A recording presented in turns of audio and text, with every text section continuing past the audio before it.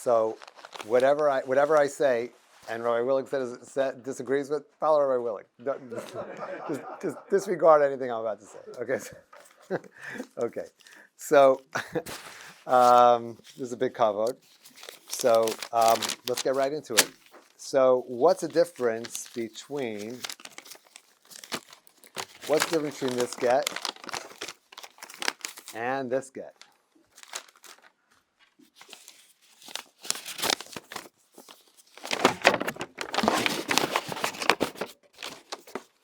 What's the difference between this get? Well, besides it's written on a much smaller piece of paper, but that's because the sofer forgot to bring his the usual paper that he uses, so we had to quickly improvise and use it just a regular piece of paper. The one you left hand has a cream from the Beit Din, so it's both of them have a crab base.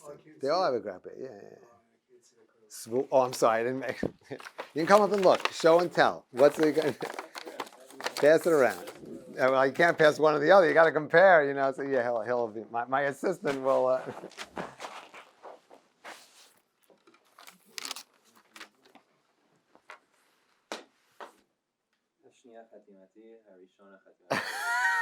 Yes, it's Mordechai's Chacham's. What's the difference? Oh, I know Rabbi Willig knows. But whatever you guys, what's the difference?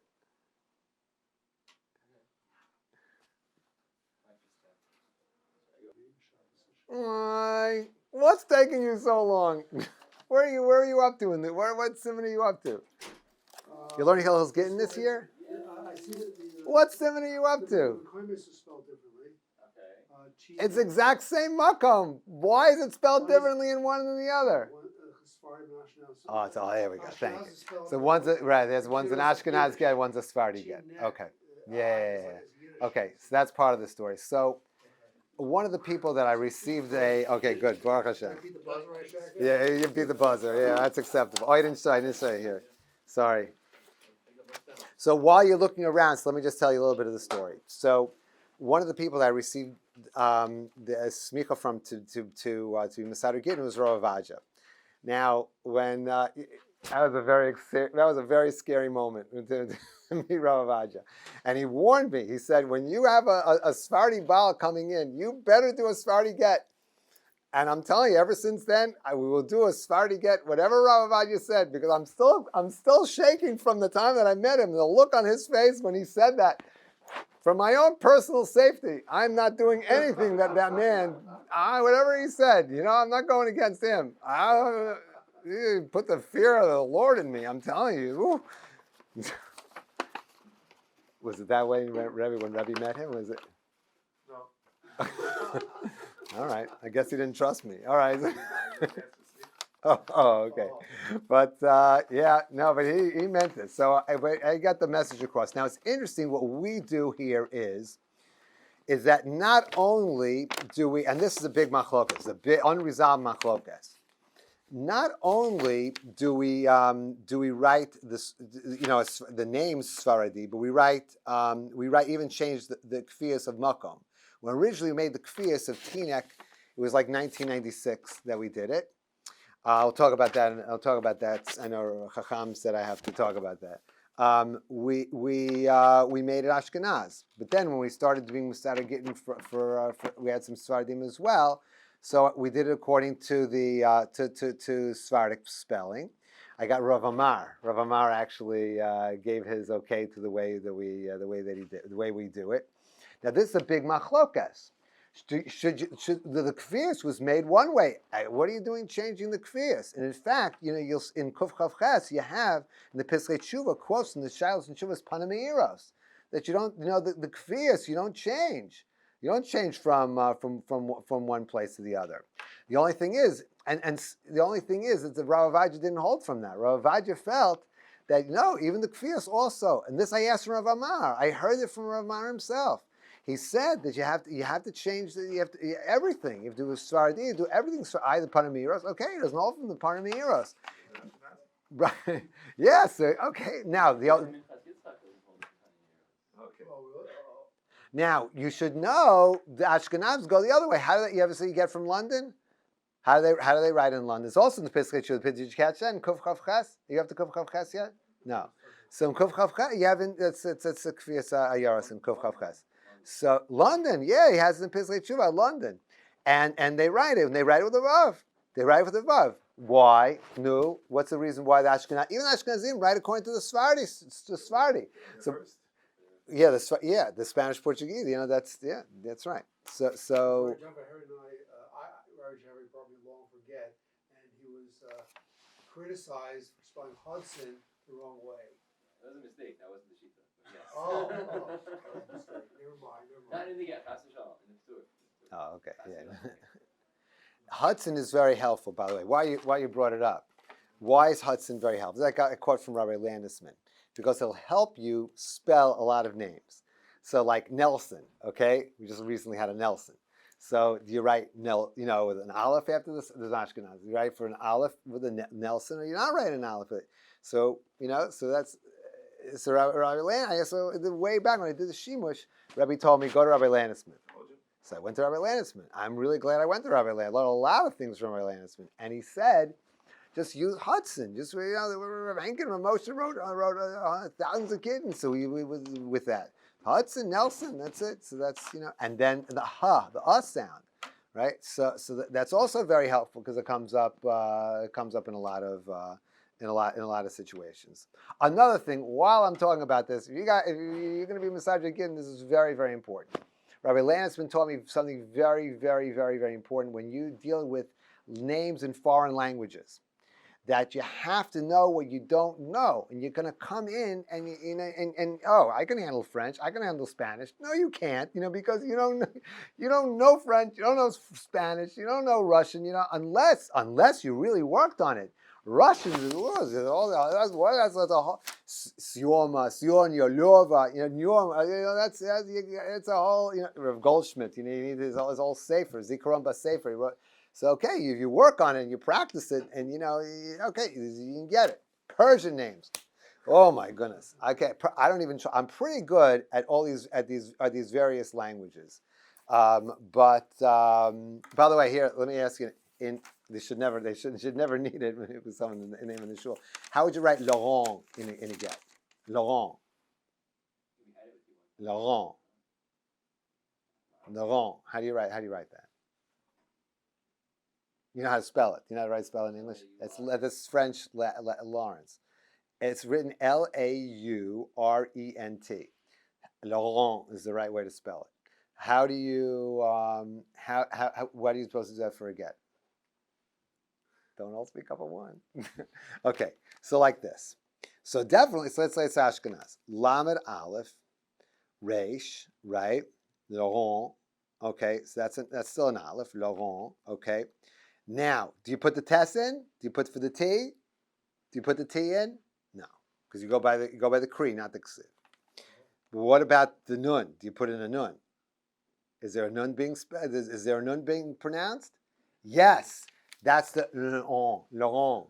Okay, that's part of the spell. Yeah, that's part of the spelling. You gotta learn these things.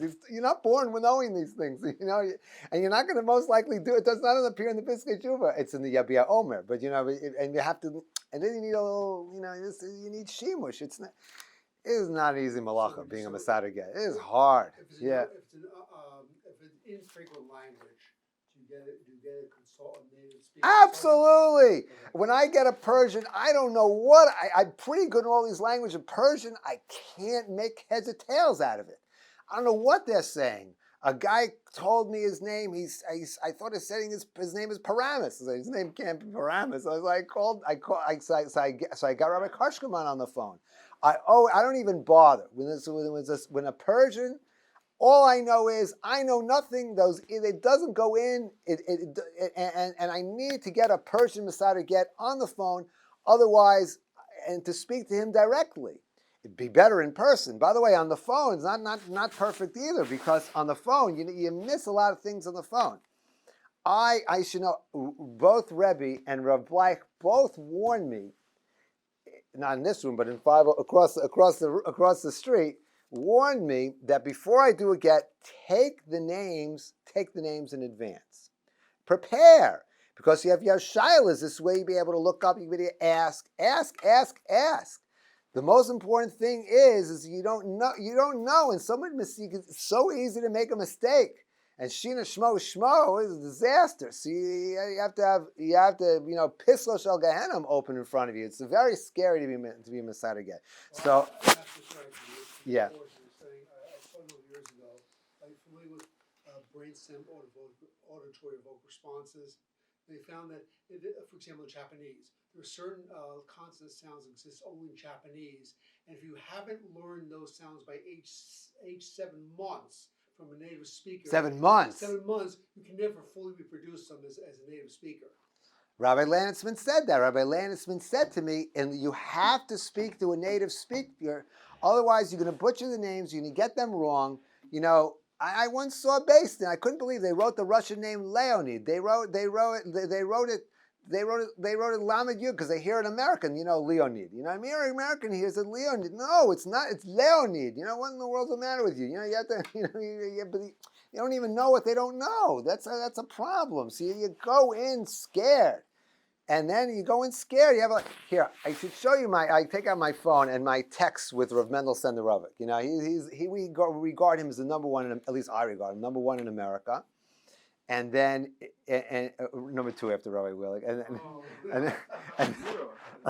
and then when we don't know what to do, so then we go to Rav Tzvi Ben Yaakov in Tel Aviv.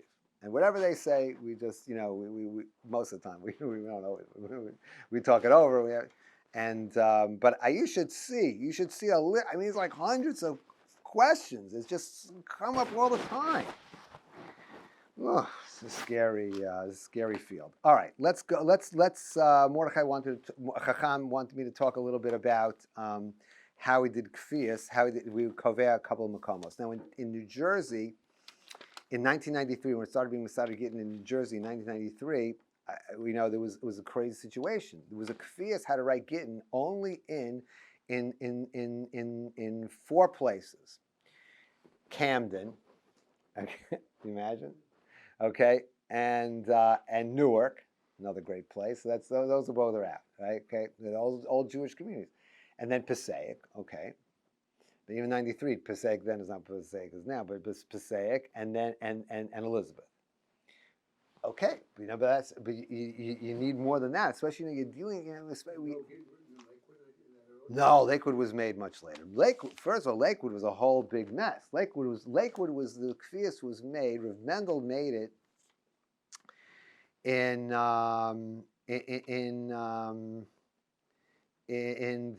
like 1998. He made it. He made it his way. Then Rav Elyashiv totally overturned it.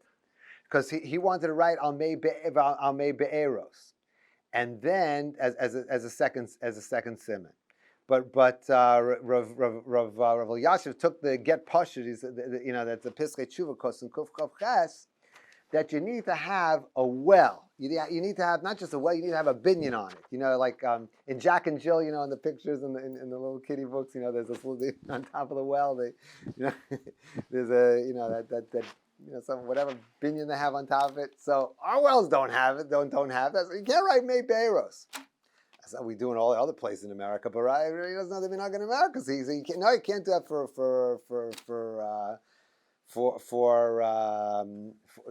for Lakewood. They did in Muncie. Muncie, I write on Mei Be'eros. Okay, but that was Rav Moshe and Rav Yaakov Kamenetsky, 1976.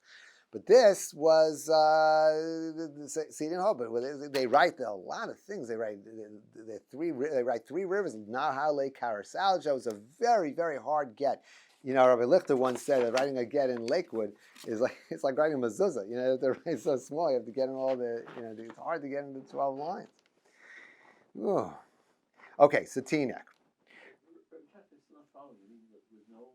With 4 places, it was crazy. Yeah.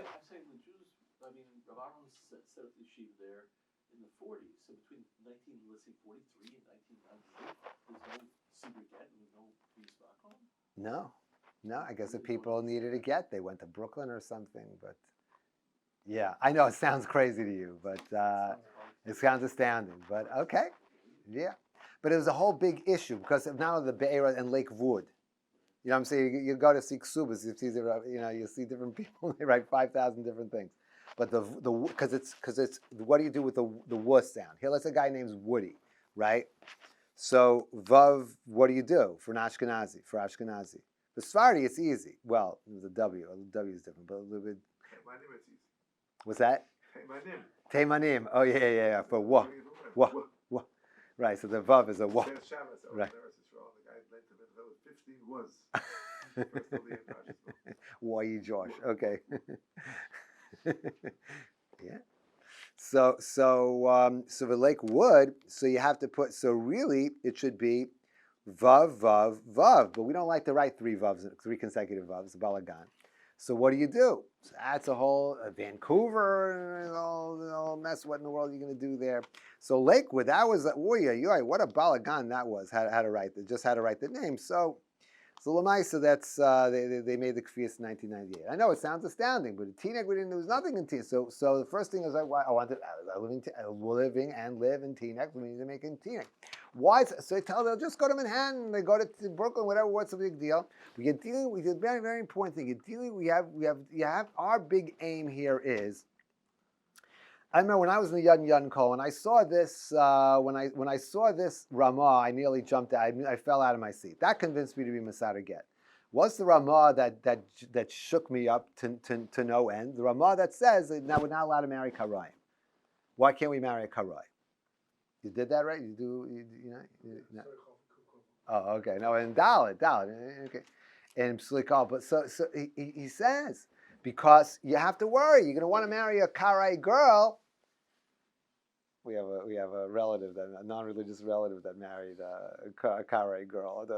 I remember the father said, "Oh, she's a descendant of Karaites." The father was like so proud and telling me this. I'm thinking that's terrible. So the Ramah says you can't marry a Karay. Why? Because they don't believe in Torah Shbal Pet. Who knows what was the grandmother, great grandmother? Who knows? They don't have a cheskas kashrus. They're horrible Gittin. So that's the problem now. Is we hope that what I'm saying, but you want to get these people to do it properly. These people are divorcing, and without a get, it's a disaster. You're going to make it hard for them. Forget it. So that's why we needed to make. That's why we needed. It's an urgent need to make more kviyasin. So we made it in Teaneck. So that was no simple thing. That team actually was. There was only a couple of things that were a little bit hard about it. The Teaneck. Who here knows Teaneck? But the western border of Teaneck, the border between Teaneck and Hackensack is the Hackensack River. Okay, and what's the? I just have to figure out how to spell Hackensack, but okay. And then what's the border between what marks the border between Teaneck and Leonia? The Overpeck Creek. So then became a question: do you write Nahar Overpeck or Nahar Overpeck Creek? So this Rabbanim had a big argument over. Peretz Steinberg said Nahar Overpeck Creek, because you don't say I'm going swimming, I'm going kayaking in the Overpeck. I'm on the Overpeck Creek. I was like, I learned that right. That's how you write. Why you say? Why do you write here? Why do they write in Brooklyn Nahar East River? Because you don't say I'm going to. Well, how does the traffic say? The traffic bridges crossing the East River, or the bridges crossing the East? The East River. The river is part of the name. In Moscow, Nahar Smatyatika. Right? Nahar, no, I'm sorry. That's the second one. Nahar Moskva Reka, right? So that Reka in Russian is river. Rabbi Bleich wrote a whole piece on that. So back he was right getting in Moscow, right? So Reka is part of the name. Nahar Moskva Reka. So Rav Peretz Steinberg said Rav Nata Greenblatt wanted it with Nahar Overpeck Creek. Rabbi Landesman, I couldn't believe it. Rabbi Landesman said, no, Nahar Overpeck. He was the one that writes Nahar Lake Suzanne in Muncie, and he took away my creek. So what am I going to do? So who broke the tie? So I asked Rav Schechter, what should I do? So I said Rabbi Landesman's telling me this. Rav Nata is telling me this, right? Peretz Steinberg telling me this. What should I do? He said, write Nahar Overpeck Creek, right? But what's worse comes to worse. It's just extra. So okay, says now. No. Normally, you're looking at me because normally we know the Ramah on the end of Kuf Chav Ches says the less you have, the better. But here, but here actually less is not better. So Rabbi Chachter said, no, put it in. And if you don't need it, okay, so it's kvelas halashin. So you said nahar, you said nahar twice. It's nish kefela. But by the way, if the sofer forgot the creek, right? We right? I don't think we're up the creek. I think because I think we're okay because it's still nahar. You have Rabbi Landis and you still have the nahar overpack. So what's that? Oh, no. Oh, you forgot the creek? Oh, you right. Okay. Okay. Usually I forget the race. Overpack. Yeah, the Brooklyn accent. Which reminds me, by the way, there's another one that you have to be. That brings me to another thing. It's like, yeah, you're doing this for 33 years, and you just say a word, and I have a whole story about it. So one time we asked a guy who was not religious. We decided to get actually in Brooklyn, and the guy said his mother's name said his father's name is Liba. Liba. How in the world is his father's name Liba? His mother's name Liba. How could his father's name be Liba? So it turns out it was Lieber, but he was with a resh. But he's from Brooklyn, so he said it with a Brooklyn accent. So he said Liba. He took Liba. All right. Which is why I'm very scared. I run scared with not religious Jews to write their Hebrew names. With their names, let's say I wrote for this one. Here, this is. Here. Huh? Left it out. I didn't put it in. I left it out. So here, look at this one. Brian Ben Dan Brian Ben Dan Demiskri Danny, right? I don't put the Hebrew names. I'm so scared. It's it said we don't put the Makom Dira. We're supposed to put the Makom Dira in the get. The Shulchan Aruch says don't do it. Makom Dira Seinu Meruba B'Yadenu. So we're moving all around, all over the place. Mututalim, Golim, right? So they said Makom Dira Seinu Meruba B'Yadam. So don't put it in. So the same thing here is they don't know. Rav Peretz Steinberg told me a story that he was about to deliver a get to a woman. What are they not religious? And then she said he mentioned her name. Asked her the question, willing to receive the get of your own free will, and she gave her father's name. And she realized, oh no, that's not my father's Hebrew name. That's my son's Hebrew name. No, they got to start all over again. So it's crazy. But that's what happens. Now, why did Rav Steinberg? Why did he write the Hebrew names, even for people not religious? That's what Moshe held like that. He held it's not nishtaka, even though the name's not used frequently. Still, that's their name. Linyan Idasim, that's their name for religious purposes. But in practice, maybe that was good in Rav Moshe's time when you had someone who was first generation, not religious. They were still, they still, in Rabbi Landsman's words, they still remember the gefilte fish. You know what I'm saying? They're still culturally Jewish. They know their Jewish names, but these people, they get mixed up with and they tell me they're a Levi. So a lot of times I ask them, okay, you're a Levi. Are you called up? Are you called up first, second, third, fourth, or fifth? So sometimes people I've had answers. People say they've been called up fifth. So they have no idea what a Levi is. One time, one Rav told me a story, but they mixed up a Levi with a Litvak. So really, I've learned. I was like, no. Rav Elia Lichter, it's Rav Lichter's father. He was Rav Moshe and Rav Hankins Sofer. He said, Rav Moshe said, don't even ask these people if they're Cohen or Levi, because it's kosher without it. The whole discussion, you have to write two kids, whatever. The father Taz is kosher without it. Chanika shall call Korimbo, and Brian Ben Dan Demiskri Danny. And that's it. And interesting, this lady was just Jackie. Okay, so you know why? Here, this I had a whole question. She's Jacqueline. So you know what I'm saying? That's there's another mix. I was like, oh yeah, I couldn't get it straight, even for if nobody calls it that. It's just like signs that. So just put in Jackie, and that's it. Okay. Yeah. The J sound, you put a Dalet Zion. What do you do for the J sound? So different minhagim. So Rav Moshe. See, it's interesting. Rav Moshe insisted of Dalet Zion. And Rav Henkin writes, Chadashim Mikarav Bo, they write Dalet Zayin Shin. What kind of Dalet Zayin? I don't know why he said Chadashim Mikarav Bo. Before the Melamed Lahoel. What is that? 2 generations. They died in 926. Rav Henkin, died in 1973. So 2 generation or 2 before. And he says for the Jehangli, Kosin Dalet Zayin Shin. In England, they write Dalet Zayin Shin. I think in Eretz Yisrael, for an Ashkenazi get, not in Yerushalayim. Yerushalayim, they write it just a Gimel. For an Ashkenazi get, Sephardi get, just a Gimel. It says No chip. Well, that's for Sephardi for a Gimel with a chipchik typically. But in Yerushalayim, Gimel plain. King George Road just says Gimel with the... They have a chupchik, but in the Beit Din, they don't put the chupchik. On the street, they put the chupchik, but in the Beit Din, that's the minhag for it. But in Tel Aviv, which is a very, very busy Beit Din, they're for Ashkenazi, they write that's near Beomer, because they write Dalet Zayin Shin. So I'm just saying, I continue with Rabbi Tai's tradition with Dalet Zayin Shin in the Beit in America, write Dalet Zayin Shin, that's from Steinberg, so it's a lot of traditions. It's interesting, in the Kfiyah Sheimos in the country, you have the names are written differently in different places. So Jacksonville, Rav Moshe took care of Jacksonville. And that's Dalet Zayin, right? And there's Nahar Karasaljo in Lakewood. They write Dalet Zayin Shin. So okay, different places. Now, an interesting question then becomes, what happens when, in let's say in Jacksonville, you're not a Talmud of Rav Moshe. Even now, Rav Moshe's Talmidim, his Talmidei, let's say like Rabbi Benyowitz, he writes Dalet Zayin because he's a Talmud of Rabbi Rodenberg.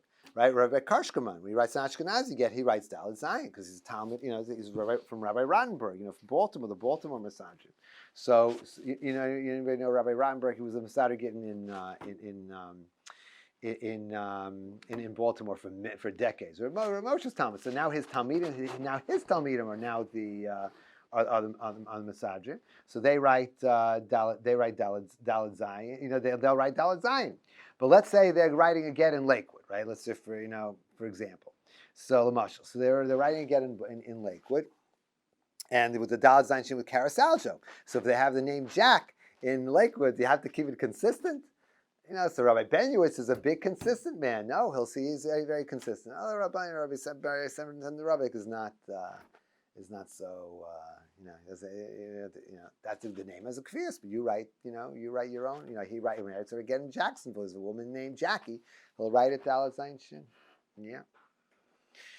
Yeah.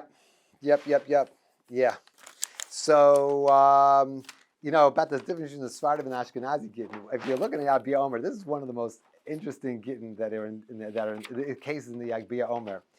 In the 1950s, Rav Avad Yosef received a get from Rav Eliezer Silver from Cincinnati. You see, from the very famous Rav Eliezer Silver. And he sends, and the husband was a Sephardi, and he sent an Ashkenazi, and he wrote an Ashkenazi ksiva. So Rav Avad is a young man then, he's like in his 30s, and he sent it back to Rav Eliezer Silver. So can you imagine?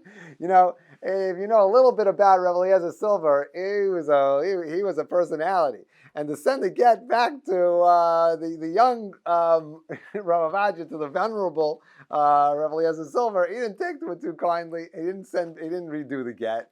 Rav Avad had no choice. Like 6 months later, he gave the get. Okay.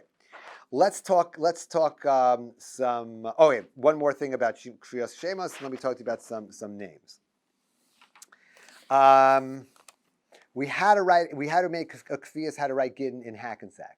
Anybody guess? Why do we have to write? Why do we have to make a Kriyas in Hackensack? Anybody?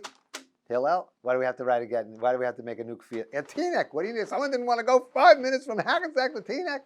What's the big deal? Oh, that's a scary one, to have to do it in the hospital. We had to do it in the courthouse. So, and we had a Catholic judge. They also learned that in the Yadin Kola from Rabbi Black. He said, the Catholics, you get a Catholic judge, they'll work with you. He actually allowed a get to be conducted in his courtroom. I couldn't believe it. But this guy was a very difficult situation. He didn't trust her. She didn't trust. He wouldn't do it early. She wouldn't she wouldn't sign the documents. Everything had to be done right there in the courthouse. So you had to make a kvias how to write Gittin. The problem is like this. What is the Darkei Moshe? The Beis Shmuel quotes the Darkei Moshe in the end of Kuf Chav Ches that you're supposed to have what? You're supposed to have two simanim, right? Because what are we worried about? What are we worried about? Why do we write this Naharos in the get? Because we worried about Chashinin Lishnei Shviri, right? We just did that. So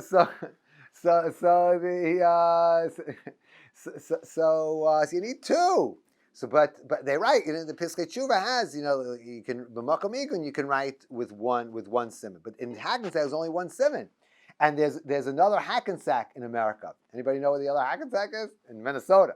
So there's another Hackensack. So Chashin l'shnei Hackensacks, right? So Baruch Hashem though that I checked, but there's no Nahar Hackensack in Hackensack, Minnesota. So what's that? I don't think so, but yeah, I think the chance of that get being written in Hackensack, Minnesota, is not great. But a lot of lakes. What do they call it? The land of 1,000 lakes, something like that. So, but that's what it said in the Hackensack, Minnesota. A lot of lakes, but no Hackensack River. Baruch Hashem. So interesting. We once asked Rabbi Bleich back when I was in the Kollel. Somebody once asked, this is a guy who's never had any practice writing Gittin, this is a good theoretical question. We asked Rabbi Black, can we write latitude and longitude in the get as a simon? He said, yeah, why not? So I don't think anyone ever did that, but that would be wild to be able to, yeah, it's a good simon, Okay, we don't do that. So the GPS is easy, you just copy it from your cell phone. What do you mean? So I hear. How are you going to write the longitude, latitude? How are you going to fit into 12 lines? We don't do that. There's actually only one place in the world where we write Gittin and has no simanim. You know what that is? I think it's Johannesburg. Is no. I think they have no river, which is unusual. In the pre-modern world, where did you get a water source? You needed a water source. You needed the water source. Okay. Las Vegas was a problem because Las Vegas, and the Kvias in Las Vegas, because the two Las Vegas, the Las Vegas, New Mexico, and Las Vegas has, as you can imagine, in the desert, there's no river, there's no rivers, and there's a Las Vegas, New Mexico has no rivers, and they both on May Beiros. So that's a whole interesting. What do you do for that? In Johannesburg, I think it was a psak from Rabbi Chaim Jachter. They actually. They write the name of the province or the state, whatever they call it down there. So maybe they could. I don't know. They didn't write. That's already a tosos. The tos in Sukkah and tos in the end of the second paragraph of Shabbos. We don't write the Shem HaMedina in the get, so we don't put the. We don't do that. But that was an interesting one. Then the question is, what do we do with these old kvias and that have these funny spellings? So one of them I will give you a far away, and far away, and I'm going to give you a local one. So what are the tradition to write Gittin in Des Moines, Iowa, is des minus, and that's what I wrote, des minus. Yeah, that's what the old Rabbanim guess mevointin des minus. They thought we live in des. I didn't even know how it was pronounced. But in Des Moines, but what do you so you still going to write it like way? Normally we just maintain the kvias. Remember, one time we had to write a get in Fort Lee, also a difficult situation. So there was an old kvias. It was made by a very chashuv rav, who was a rav in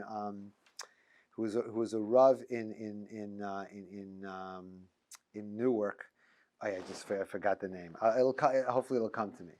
But it was very chashuv, and we write Fort Lee Masad Yasva al Nahar Hudson. That's easy. What about the second sister? The old tradition was to write Baal Mei Beiros. The problem is, so I asked one of my students to go research, see if there's any Beiros in Fort Lee. Go find any Beiros in Fort Lee. No, there are no Beiros in Fort Lee. So what are you going to do? But that was the old kvias from a very big Talmud Chacham. And so I asked Rav Gedaliah Schwartz what to do. He said, no, you just, that was, not surprisingly, he said, no, you can maintain the tradition. That's how you write it. What's that? No. No. Hopefully it'll come to me. But like Chicago also. Chicago, what are they write?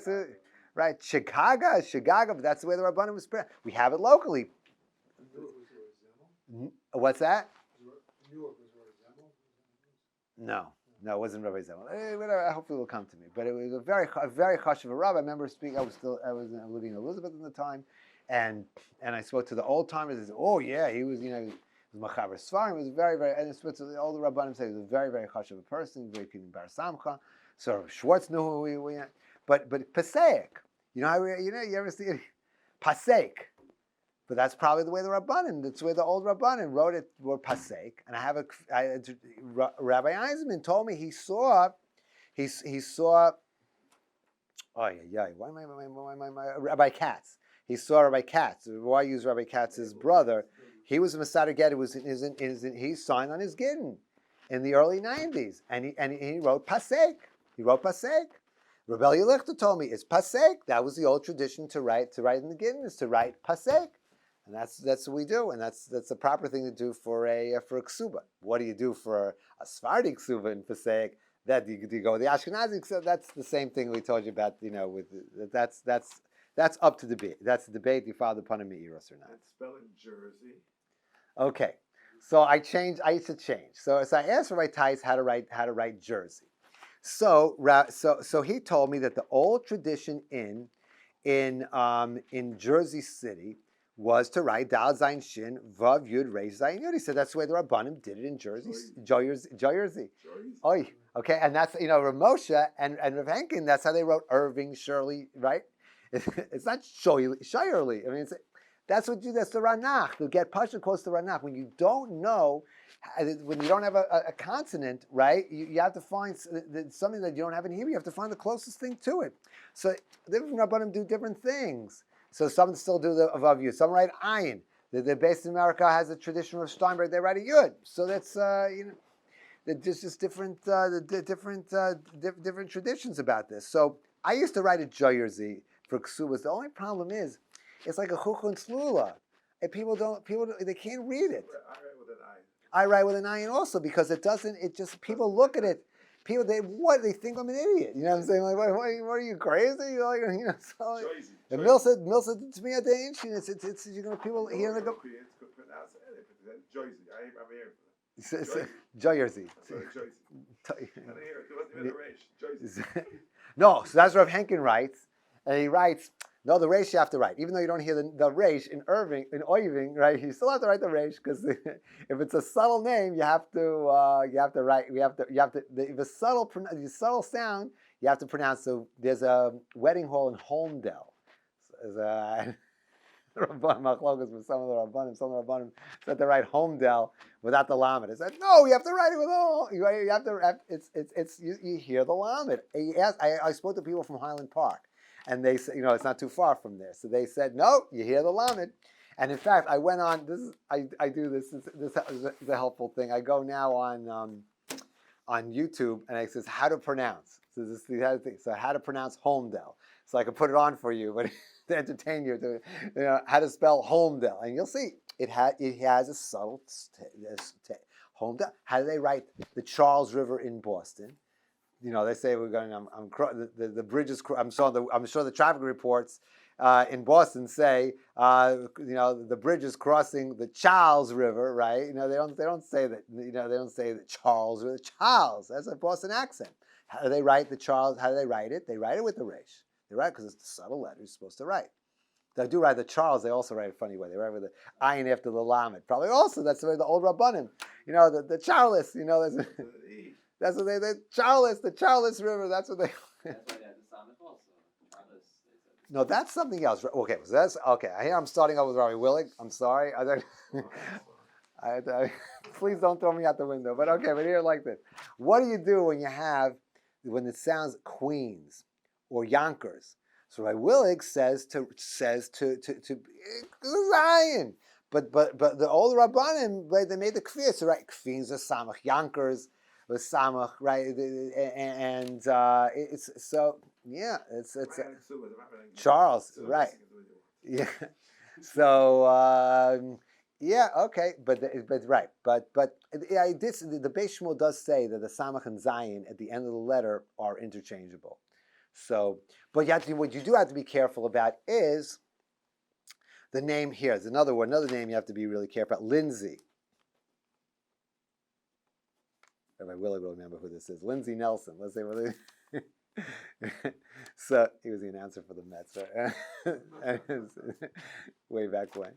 So how do you spell here? Let's give try it. How do you spell Lindsay? How do you spell Lindsay? It's a double check. Lindsay. How do you spell Lindsay? Lamed Yud. That doesn't take any talent. Okay. Do you put the dalet in there? Yeah, you do, because you hear it's subtle. But do you write it Lindsay? It's an S. You write it a samach or a zayin?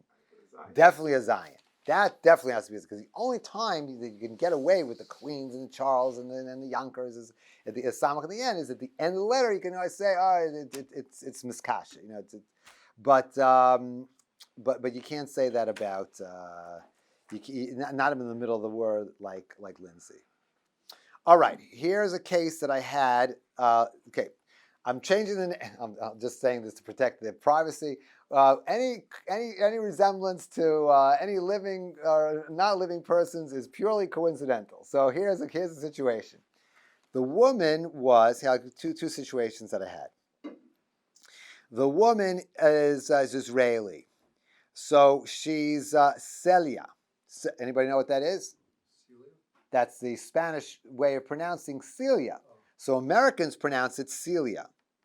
And Americans say Celia. And Spanish speakers say Celia, right? Because that's the way Spanish is.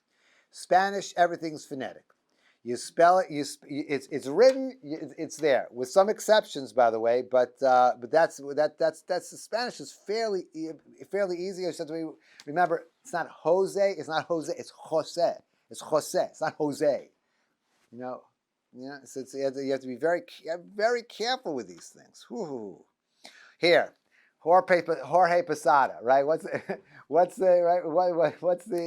The announcers say Jorge, but what really is it? What is it? It's Jorge, not Jorge. It's Jorge, not Jorge. Okay, Jorge. Be very careful with these things. What's that? Oh. What's that? Jorge. Chaf, because that's the Ramah, the Ramah and the Chaf test. Chaf, ayin. Jorge. Okay. Now, so Jorge. It's not Jorge. It's Che. Yeah, you have to be attuned to these things. Thank God I took 1 year. This is a bunch of work this out. I went to BTA for my first year of high school. Why in the world did I go there? I have no idea. But the reason why I think I know why I went there. I learned to learn Makos with Rabbi Alfred Cohen, and the way he applied things to contemporary halacha. Everything was contemporary halacha. It got into my head. Okay. So seriously, so that's number one, and he gave us a whole week. We spoke focusing on shavers and payas. Oh, he got me all rock and roll about payas and shavers. So that's a whole other discussion, which you probably don't want to get into now. But if you want, I'll get into my payas and shavers. Okay, whatever. Okay, now, but I digress. So now, so what was I saying? Okay. Oh yeah. The second thing was, sorry, got caught up on the jokes. I teach high school. I'm so used to making jokes. If I don't make jokes, they won't listen. So I have to make jokes. Anyway, what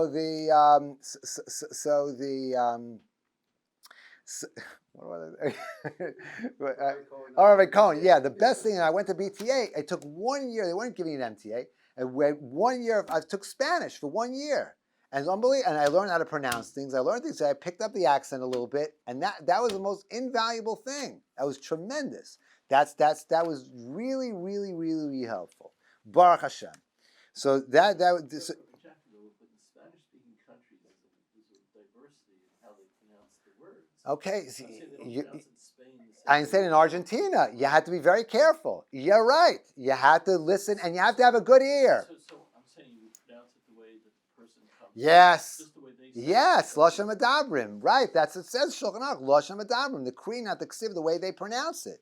You have to listen very, very carefully. But sometimes you have a situation like here. This lady was Celia and Celia. What do you do in a situation like that? So it lucked out. It was a Sephardi get. So you rewrite it Samach Yud Lamed Yud Aleph. So Celia, because you have both the Sephardi and the Ashkenazi spelling. So Baruch Hashem for that. Right, because for Sephardim will write for the segol, they will write a yud, like I say Tinek over here. So that was helpful. But what do you do for a Sephardic and Ashkenazic get? I'm sorry, what do we do for an Ashkenazi get? Excuse me. So what do you do in that case? So like this. So if it's a subtle difference. So the get Masuder has Henry and Andre. Right, Andre, that's French for like Andre Richard, right? Willie remembers Andre Richard. Okay, he was a hockey player in the 70s. Okay, anyway, so Andre is right. So you have to write both Andre and Henry, because one's the French version of Henry, one's the English version of Henry, or Henrik. That's a German version of Henrik of Henry. So you have to write both. But what if you have this? So here also you have the two different Here you have two different pronunciations. Of here you have the Spanish and if the English, you have to put both. But what if you have, let's say, Jorge and Jorge? It's really the guy, you'll ask him what his name is, he'll say Jorge. You have to put in Jorge also. Well, if he has a lot of Americans that call him that, you put it in if you don't write his Shem Kodesh. But if you write his Shem Kodesh, right, you just put, and most people call him Jorge, so you write Yosef Amachuna Jorge, and that's, for example, so that Lamashal, right, and that's what you would that's how you would handle it. Jorge. Okay, now. Yeah. Whew. So that was that was Celia. Oh, her father's name was Nisim. Okay. Let's see if I'll get you on this one. How to write Nisim in a get? How do you write Nisim? Not the way you think. Correct. Yeah, not the way you think. Right. Correct. Oh, good. I'm glad we don't do that. Nun samach yud mem sofit. Why? Nisim, if you say Nisim, it's Yerachmiel. Ramah says Yerachmiel. If you say the E sound, you have to put the Yud. If it's Yerachmiel, and you don't put the Yud. Nisim is the same thing. Nisim is very classically the Chiri Chaser. There's no Yud. But if you say Nisim, well, how do you know that from the Torah? Even if you weren't such a fancy diktuk guy like Rabbi Chaim Jachter, right? You just know next week's parsha, right? Hashem Nisi, right? Hashem is back. Hashem Nisi. How does that spell? Not Nisi, because it has a dagesh. What's that?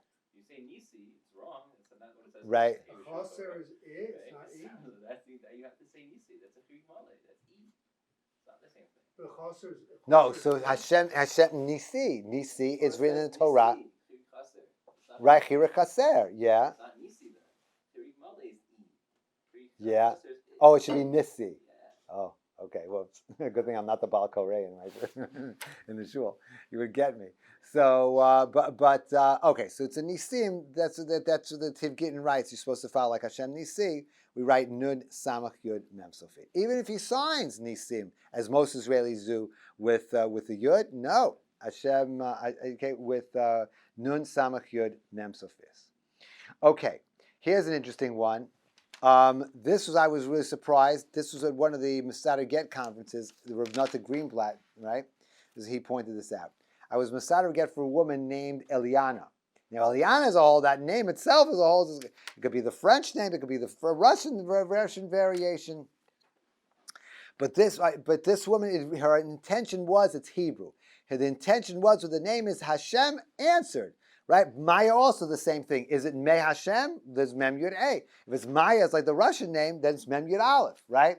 So some of the Rabbanim write Mem Aleph Yud Aleph, whatever. But my granddaughter is Mem Aleph Yud Aleph. Yud Hey. Mem Aleph Yud Hey. Okay, we'll deal. Is she married? No, she's only 6. Okay. You'll deal with it with the ksuba. Mirz Hashem. You'll deal with it. Mem Aleph. Get that Aleph away now. She's starting to write Mem Yud Aleph. You mean the idea is from Hashem? It's from Hashem. Okay, find out. And because Mem, nobody writes it Mem Aleph Yud Hey. Avoid a whole balagan at the chasna and write Mem Yud Hey. Already gets, she started 6 years old. She's starting to write just Mem Yud Hey. Okay, Make her ready at the same time. what's that? She lives in Eretz Israel, so I don't know. Oh. Okay, Eretz Yisrael, forget it. It's a different story. Okay, now, okay, okay, good. So Eliana, the problem is that this woman she knew her biological father. Her biological father unfortunately abandoned her when she was 2 years old. She doesn't have a relationship with the father. Her mother remarried, and people know her by as a child of adopted. He legally adopted second father, but she knows her father's name. Do you write that name in the get? No, you would think, yeah, we go by biology. No, Rav Nata Greenblatt said, don't put it in. Why? Because what do you write the father's name? What do you do why do you write the father's name in the get? It's there for a siman. That's it. So what kind of a siman is it if nobody knows this is her father? So you hear what I'm saying? Even the husband didn't even know what her father's name was. So we just wrote Eliana, and that's it. And it's kosher, right? Again, even just with her name, and that's it. It's just some interesting things that come up, and counterintuitive things that come up. You said you got all the father's name, not neither father. He's his father. We wrote. We knew what his father. We know his father's. We knew. No, but I'm saying you said it was the girl was the one whose father. No, you're not going to write the biological. We don't write adopted father. That's the whole balagan. You're going to write hamagadla, balagan. Better to leave it out. For adopted children, we just write the name. If they were the Jewish parents, we just write their name. We don't start with hamagadla, demiskari, all these names of minchas yitzchak, Moshe. We simple, like the Ramah says at the end of Kuf Kuf Ches. The less you write, the better off you are. You just get into problems by writing more. Hey, someone asked me the other day, what's the meaning for a challah? What do we do for a challah for a get? Right? I've had this twice. I've had this. You know what we do? So Shiloh, what do you do? How can you write?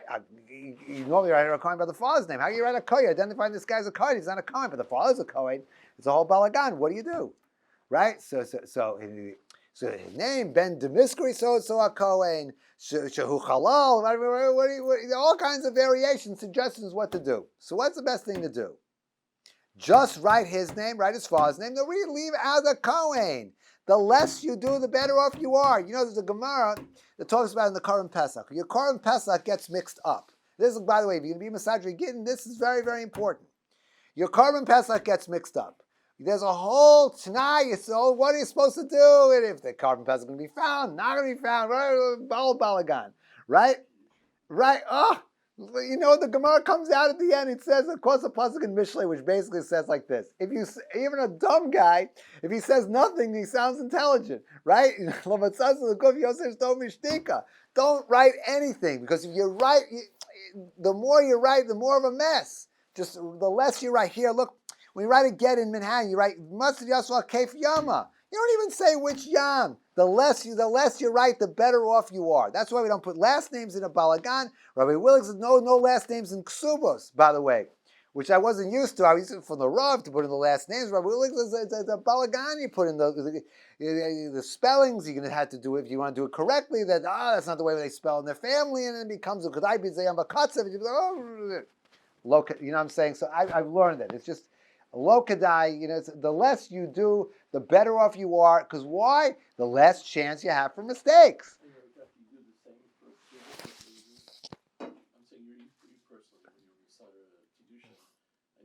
Well, I just got that new sefer on Kiddushin that just came out, right? With Rav Willig and Rav Schachter's Psakim. So I saw that Rabbi Willig said that, so I changed. Yeah, I read that. I said that's right. So I'm gonna. Rav Schechter says to write. It's follow the Rav to write the family name. I don't know, but it gets such a balagan. So when you do the ksuba, do you put the family name? What do you do? If I have a choice, I leave it out. But sometimes the problem is the ksubas, like the RCA ksubas that I have in my house, it has the mishpachas. Then it becomes a problem with the second one. It's a balagan. If I can get away with it, get away with it. You prefer to leave it out. Yeah, I changed. Yeah, I changed, and it recently changed. Let me end off with this. I can go on for literally for hours telling you to go on with this, but I think my time is up. Right, Rabbi Javari? Okay, but I think my time is up. Okay, so I just wanted to end off with just a story. and this happened to me like it was 2 weeks ago. This guy was not doing this guy was he didn't do a get, and they needed a get. They're civilly divorced, not religious.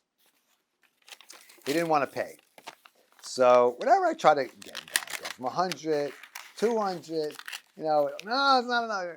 Finally, and it was delaying. Finally, after a couple months later, he finally says, "Okay, we'll do it."